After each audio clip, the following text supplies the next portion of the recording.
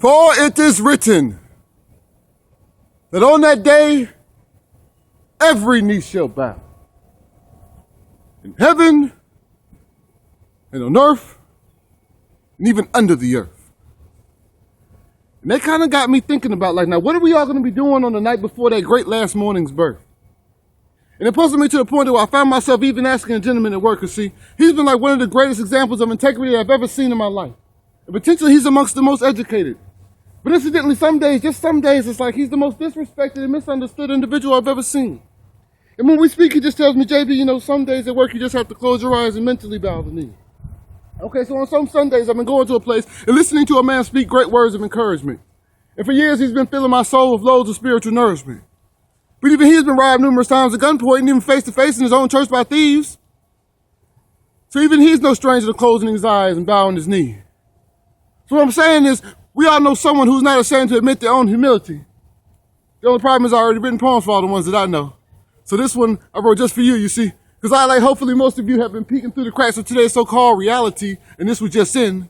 Over 1,200 bodies were just found floating down the flooded streets but are now abandoned foster children in the Philippines by the world's worst typhoon attack known to men. This just in. Imani Moss, a 10-year-old girl who was found apparently starved and beaten to death because she was crying because she was hungry, and she was hungry so she cried, but when she cried they beat her, and they beat her, and they beat her, and they beat her until she died. And then they burned her little precious body and attempted to hide it in a local Lawrenceville apartment complex trash can. This just in. Kendrick Johnson, a 17-year-old male that was just found rolled up in a wrestling mat in his high school gym. Well, after viewing his gruesome autopsy and all of his inwards that was mysteriously missing, and all of his case great potential, some of the authorities would like to leave that incident that happened to him in that gym accidental. But my prayers still go out to the dearly departed. But don't even begin to get me started on individuals who, like Ariel Castro, who would just decide to commit suicide and dangle freely from their jail cell window with their pants down around their ankles as if that's supposed to be some form of embarrassment or even payback to what he did to that child and 3 poor women. This just in. Renisha McBride and Jonathan Farrell both just had similar car accidents, were both just simply looking for help or even a cell phone to use at least, when she was gunned down by a scared homeowner and he was gunned down by the even scared of local police. So it just makes me ask, Lord, if we just stretch out our hands to thee, when will you come back and save this dying society? And he replied back to me in the form of an email a few days later. It was just simply titled, Tomorrow. And then in the body it said, out of all those people who died, do you think that they were all more guilty than you? I tell you nay. But unless you repent, you too can perish in a similar way. And I said, but God, I thought I was saved. And at least someone I know in my family tree lives safe on the other side of heaven's gates for eternity. He said, yes, but you've already written poems for all of them. I found them hidden in their eulogies, which must mean this one isn't for them. No, this one is just for you see, because Jesus is a man too who knew what a full 24-hour span felt like. A slow but deadly accurate bullet. And since you want to live your life in the moment and wait later to get saved, well, he's just the right type of gentleman to let you do it. So how many more years do you assume you're willing to ruin? 1,000 or he'll take 2. Because he'll be over here playing and waiting and entertaining himself in the corner with his brand spanking new iPad or no. He got something even newer than that. Because he just asked me if he made a Get Saved app that would automatically detach itself from your phone in a 23-hour and 59-minute and 60-second time frame from the precise moment you first decided to ever even choose it. Do you think that you will ever even find the time in the whole day to ever even use it? Or will procrastination be the reoccurring culprit of another good soul thrown into the fiery pits where the screams are so loud they just become silent? And some people think that that type of lifestyle is beautiful. Beautiful. Like what diamonds are made of. But yet nowhere near as tough. So it's more like the origin from which the stars came from. Beautiful like the sound of an African drum being beaten by God himself in Mount Kilimanjaro, you see in Tanzania. But he speaks to me in the sound waves of the drum beat. And he told me that some days, life's greatest questions are always formed in the perfect ways that you would always reply, yay. But you gotta be man enough and stand up and tell everyone when the real answer is nay. Because they still think beauty is possessing qualities that give great pleasure to the body and mind, visual excellence in its prime, wonderfully satisfying. But they don't know. It's because of your soul that God calls you beautiful. But why? Don't lie. If we took a poll of the church as a whole of all the times that we've all lost control, would the focal point of that experiment be worthy of the Almighty's golden atonement? Or will we be all beside ourselves when we focus at the moments of our most pleasant enjoyments, the broken omens? Are they beautiful?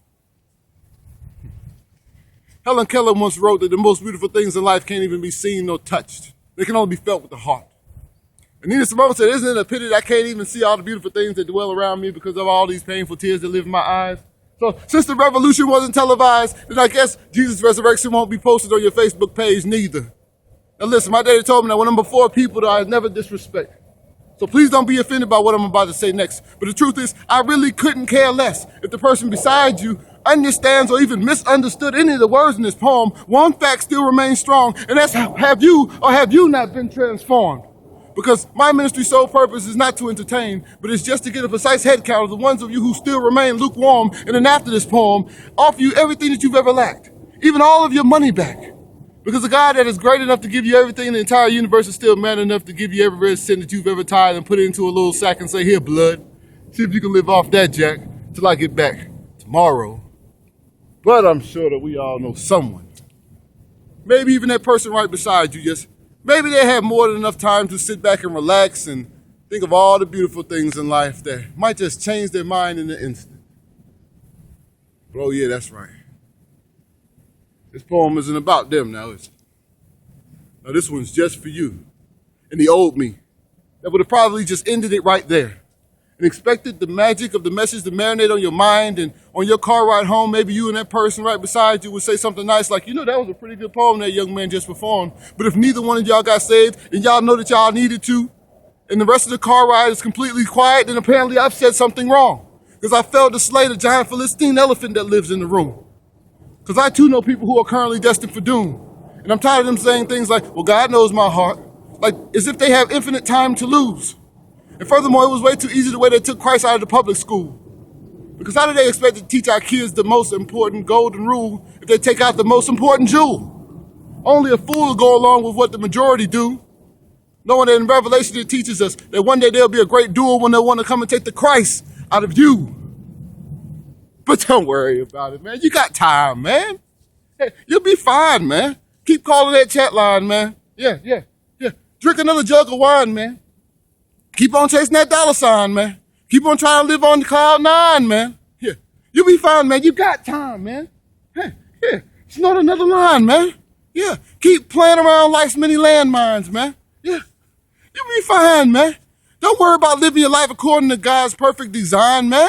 Nah, you got time, man. You got time before the resurrection comes. The resurrection. A whole lot of other people got to die before the resurrection comes. The resurrection. You got time before the resurrection comes. But when the resurrection comes, one thing will still remain true. And that's that I didn't write this poem for no dead man. I didn't write this poem for no preacher man.